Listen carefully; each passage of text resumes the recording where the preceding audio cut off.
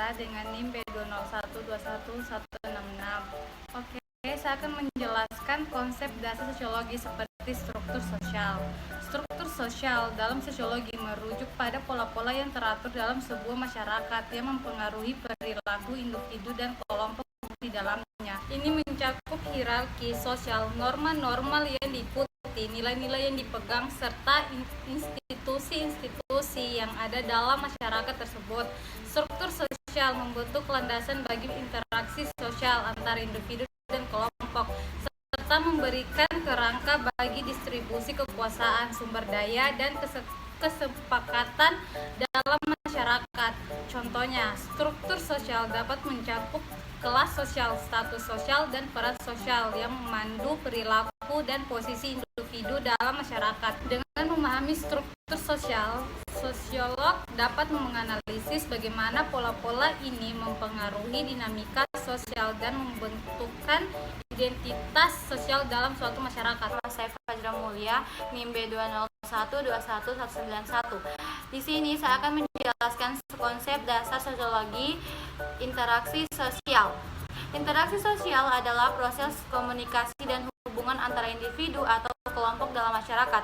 Ini melibatkan pertukaran pesan verbal, non-verbal, dan simbolis yang membentuk pola-pola yang beragam. Teori sosiologi yang relevan ialah teori fungsionalisme. Teori fungsionalisme menekankan pentingnya interaksi sosial dalam mempertahankan stabilitas sosial dan fungsi masyarakat secara keseluruhan. Sementara itu, teori konflik menyoroti konflik dan persaingan yang terjadi dalam interaksi, terutama terkait dengan ketidaksetaraan kekuasaan dan sumber daya. Sisi lain, teori simbolik interaksionisme menekankan pentingnya simbol-simbol dan makna yang diberikan oleh individu dalam proses interaksi, serta bagaimana simbol-simbol ini membentuk realitas sosial melalui pemahaman interaksi sosial dan teori-teori yang relevan. Sosiologi dapat memberikan wawasan mendalam tentang bagaimana individu dan kelompok saling mempengaruhi dan membentuk masyarakat. Saya Anissa, NIM B201211195. Di sini saya akan menjelaskan bagaimana interaksi antara sosiologi dan arsitektur dan bagaimana prinsip-prinsip sosiologi mempengaruhi praktek arsitektur. Misalnya bagaimana struktur sosial masyarakat mempengaruhi desain dan penggunaan ruang. Jadi, interaksi antara sosiologi dan arsitektur mempengaruhi desain ruang melalui beberapa prinsip utama. Pertama, struktur sosial masyarakat mempengaruhi desain ruang dengan mempertimbangkan kebutuhan dan preferensi beragam kelompok dalam masyarakat. Kedua, kebutuhan komunitas tercermin dalam desain ruang yang terbuka, mendukung interaksi sosial dan kegiatan komunitas. Ketiga, aksesibilitas fisik dan kognitif menjadi pertimbangan penting dalam desain ruang agar dapat diakses oleh semua orang, termasuk mereka yang memiliki disabilitas. Keempat, arsitektur dapat menjadi ekspresi identitas budaya suatu masyarakat dengan memperhatikan nilai-nilai budaya lokal. Kelima, ruang yang dirancang dengan baik dapat mendorong interaksi sosial yang positif antar individu dan kelompok.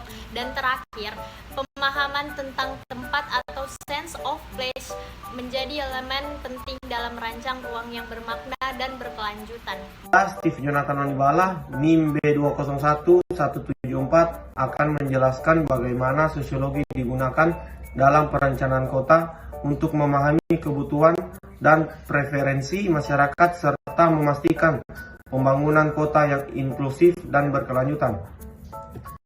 Tahapan perencanaan dilakukan oleh Badan Perencanaan Pembangunan Nasional.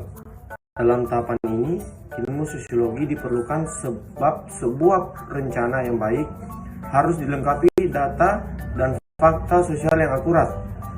Data yang dibutuhkan dalam sebuah perencanaan pembangunan mencakup pola interaksi sosial, kelompok-kelompok sosial, lembaga sosial, stratifikasi sosial, dan kebudayaan.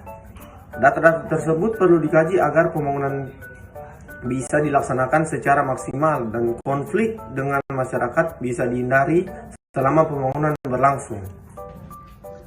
Tahap ini dilakukan untuk mengetahui apakah sebuah pembangunan telah berhasil atau belum. Dalam tahapan ini juga, ilmu sosiologi digunakan untuk menganalisis perubahan sosial masyarakat akibat adanya pembangunan.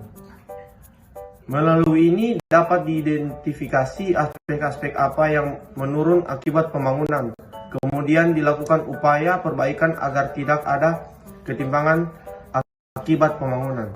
Saya Isti Sabriani dengan NIM B201211185. Saya di sini akan menjelaskan salah satu studi kasus tentang proyek arsitektur yang berhasil memanfaatkan prinsip-prinsip sosiologi dalam desainnya di Sulawesi Tengah.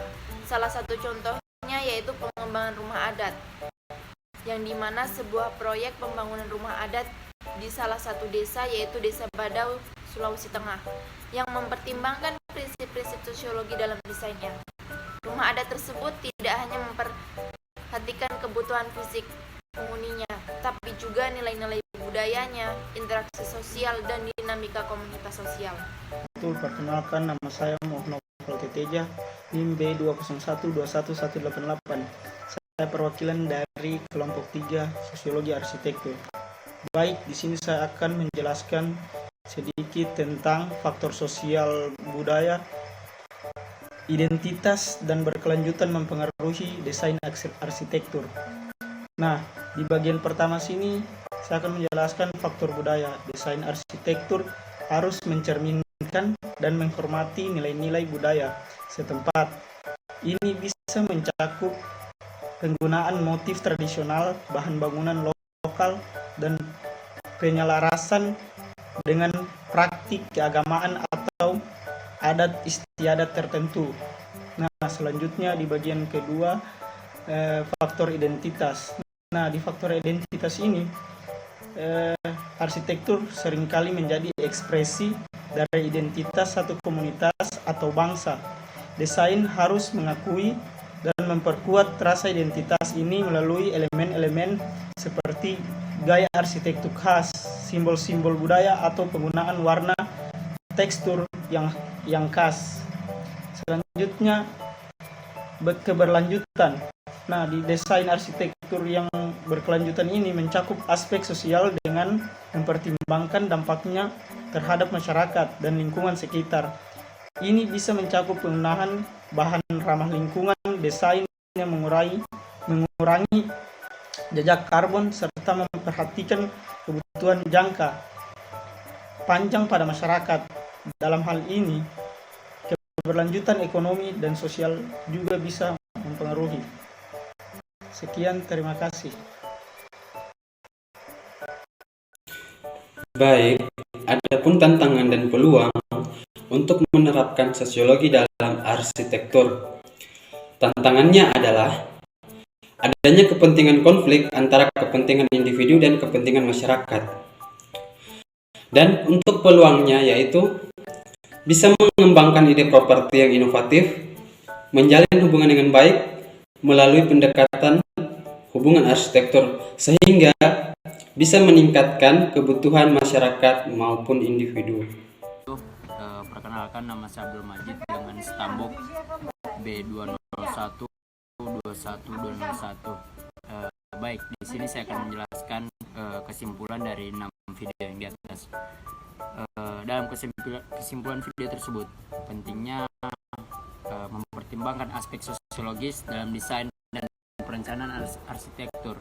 Ditekankan bahwa pemahaman mendalam tentang struktur sosial, interaksi sosial, dan teori sosiologi dapat memberikan landasan yang kuat bagi arsitek untuk menciptakan ruang yang tidak hanya estetis, tetapi juga fungsional dan berkelanjutan melalui studi kasus yang disajikan.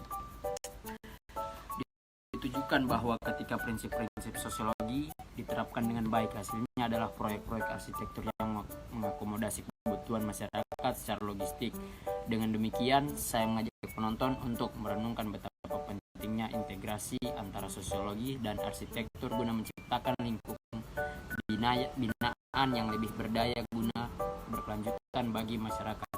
Baik, mungkin itu saja kesimpulan dapat yang saya jelaskan. Lebih dan kurangnya saya mohon maaf. Wassalamualaikum warahmatullahi wabarakatuh.